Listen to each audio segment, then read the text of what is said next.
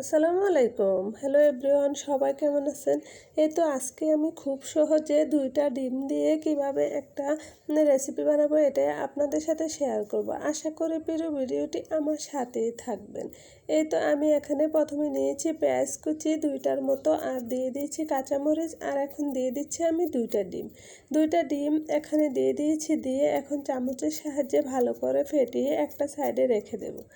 এদিকে আমি এখানে নিয়ে নিচ্ছি হচ্ছে বেসন। আমি এখানে বেসন নিয়ে নিচ্ছি 3 চামচের মতো।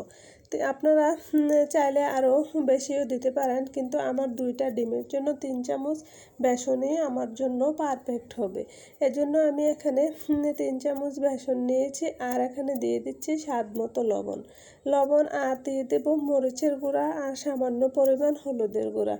দিয়ে এখানে আমি পরিমাণ মতো পানি দিয়ে বেসনটাকে একটা গোলা তৈরি করব। এই তো চামচের সাহায্যে আমি বেসন আর পানি একসাথে মিশিয়ে একটা গোলা তৈরি করে নেব।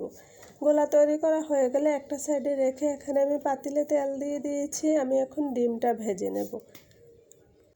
এখন আমি ডিমটা দিয়ে দিয়েছি, দিয়ে একটা চামচের সাহায্যে আমি ডিমটাকে একটু এক সাইড থেকে একটু উল্টে দেব।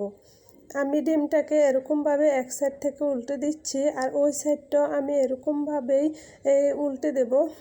উল্টে 2টা সাইড একটু উল্টে ভালো করে ডিমটাকে একটু চেপে চেপে ভেজে নেব। এই তো উল্টে দিয়েছি। এখন আমি ওই পিঠটা ভালো করে ভাজা হয়ে গেলে ডিমটাকে আমি আবারও উল্টে দিচ্ছি, দিয়ে আবারও একটু ভালো করে চেপে চেপে ডিমটাকে ভেজে নেব। ভেজে নিয়ে আমি ডিমটাকে নামিয়ে নিচ্ছি। নিয়ে এটাকে আমি এখন ছুরির সাহায্যে পিস পিস করে কেটে নেব। এই তো পিস পিস করে কেটে নেওয়া হয়ে গেলে এখন আমি চুলায় আগে থেকেই তেল বসিয়ে দিয়েছি, তেলটাও গরম হয়ে এসেছে। এখন আমি এই ডিমটাকেই বেসনের মধ্যে একটু চুবিয়ে নেব। এই তো বেসনের মধ্যে চুবিয়ে এখন আমি ডিমটাকে তেলের মধ্যে দিয়ে দিচ্ছি।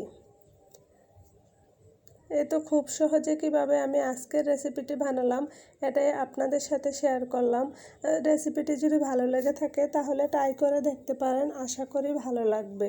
আর যদি ইউটিউব থেকে দেখে থাকেন তাহলে সাবস্ক্রাইব করে নিতে পারেন, আর যদি ফেসবুক থেকে দেখে থাকেন তাহলে ফলো দিতে পারেন। আর যদি অলরেডি এই কাজটি করে থাকেন তাহলে আপনাদেরকে অসংখ্য ধন্যবাদ। আর প্লিজ একটা লাইক দিয়ে দিবেন। আপনাদের একটা লাইক আমাকে সামনের দিকে এগিয়ে যেতে সাহায্য করবে। এই তো আমার রেসিপিটি সম্পূর্ণ ভাজা হয়ে গেছে। এখন আমি পরিবেশন করে নিচ্ছি। আসসালামু আলাইকুম, আল্লাহ হাফেজ।